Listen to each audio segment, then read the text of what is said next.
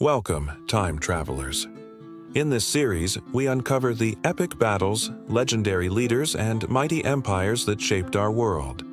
In our first series, we'll dive into the extraordinary life of Genghis Khan, starting with Episode 1, Childhood and Rise.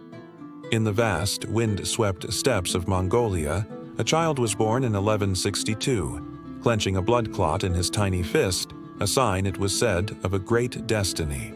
This boy, named Temüjin, was born into a world of chaos, where nomadic tribes clashed in endless cycles of betrayal, conflict, and death. His life began not with peace, but with struggle. But from these brutal beginnings, a leader would emerge, a man who would unite a scattered people and forge an empire that would stretch across continents. This is the story of how that boy, Temüjin, became the legendary Genghis Khan, one of the greatest military geniuses in history. Join us as we journey back in time to witness the birth of a legend.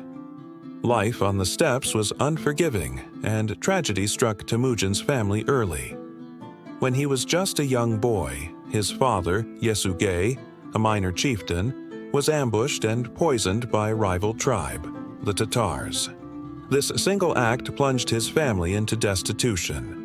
Abandoned by their own clan, who saw them as a burden, Temüjin, his mother Hoylun, and his siblings were left to fend for themselves in the harsh wilderness. His mother, a woman of incredible strength and resilience, became the family's anchor.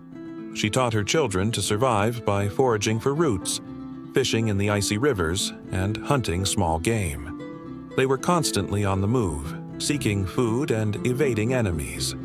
This brutal childhood, filled with hunger, cold, and the ever-present threat of danger, didn't break Temüjin. Instead, it forged him. It hardened his will, sharpened his senses, and instilled in him a fierce determination to not just survive, but to overcome. These formative years of hardship were the crucible in which his character as a future leader was shaped. The Mongolian steppe was a relentless teacher, and its lessons were etched into Temüjin's very soul. To survive was to master the environment. From a tender age, he learned the essential skills of a nomad warrior. He became an exceptional horseman, able to ride for days and practically live in the saddle. He mastered the composite bow, a devastatingly effective weapon that could be fired with lethal accuracy from horseback. But survival wasn't just about physical prowess. Temüjin was a keen observer of the complex web of tribal politics. He watched the shifting alliances, the betrayals, and the delicate dance of diplomacy. He learned that power wasn't just won on the battlefield, but also through loyalty and trust, concepts that would become the bedrock of his leadership philosophy. His mother, Hoylun, was his most important guide. She taught him not only the art of resilience, but also the importance of compassion and the strength that comes from unity. These early lessons, learned through hardship and observation, planted the seeds for the grand vision he would one day have for his people and his empire. As Temüjin grew into a young man, his charisma and natural leadership qualities began to shine through. He understood that he couldn't reclaim his family's honor alone. He began to take his first tentative steps toward building a following. He forged a crucial alliance with a powerful chieftain named Togrul, a friend of his late father, who became his patron and protector. He also reconnected with Yamuka, a childhood friend who had become a powerful leader in his own right, and they swore an oath of brotherhood. With these powerful allies, Temüjin started to gather a loyal group of followers, drawn to his strength, intelligence, and vision. His strategy was a masterful blend of force and diplomacy. He knew when to fight and when to negotiate.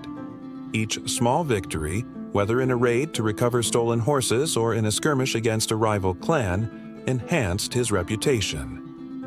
He was no longer just the outcast son of a murdered chieftain. He was a rising force on the steppe, a young leader whose name was beginning to be whispered with both fear and respect. Temüjin's path to power was paved with battles.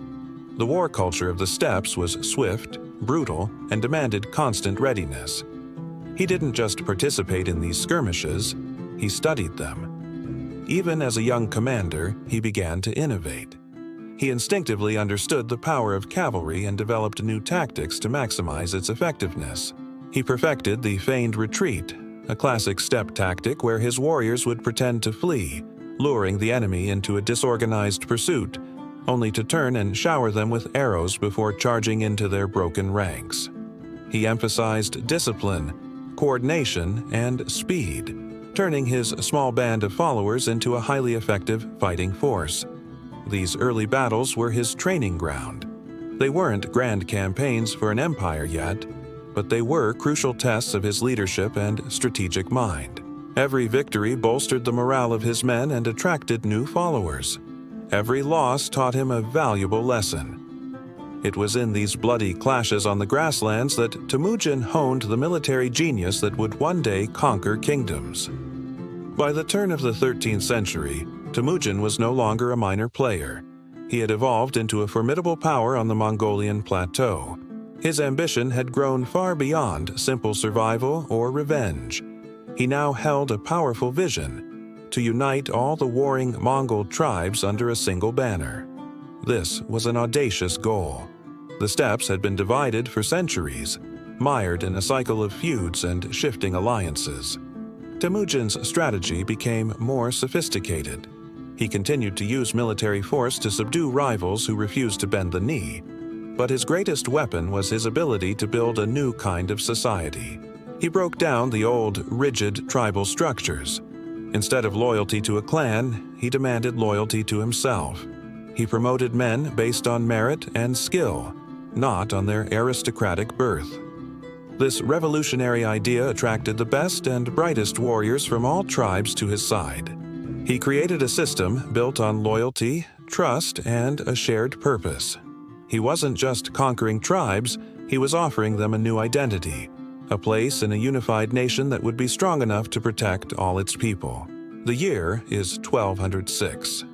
On the banks of the Yunnan River, a great assembly, a kurultai, is called. All the chieftains of the unified tribes gather. After decades of struggle, of bloodshed and betrayal, of forging alliances and crushing enemies, Temüjin's vision has finally been realized.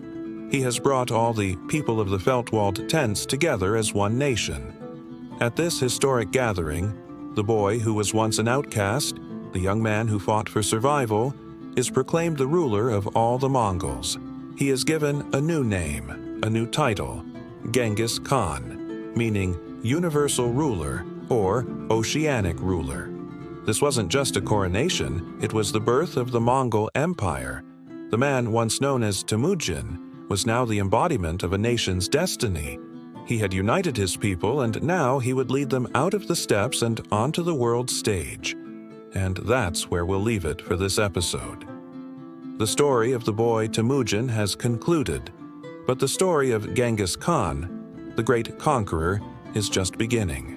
What happens when this newly unified and incredibly powerful Mongol force turns its gaze beyond the steppes? Join us next time as we explore Genghis Khan's first major campaigns and his epic invasion of the Jin dynasty in northern China.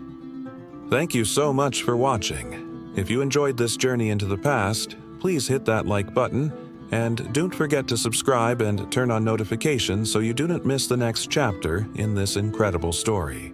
We'd love to hear your thoughts in the comments below. See you next time.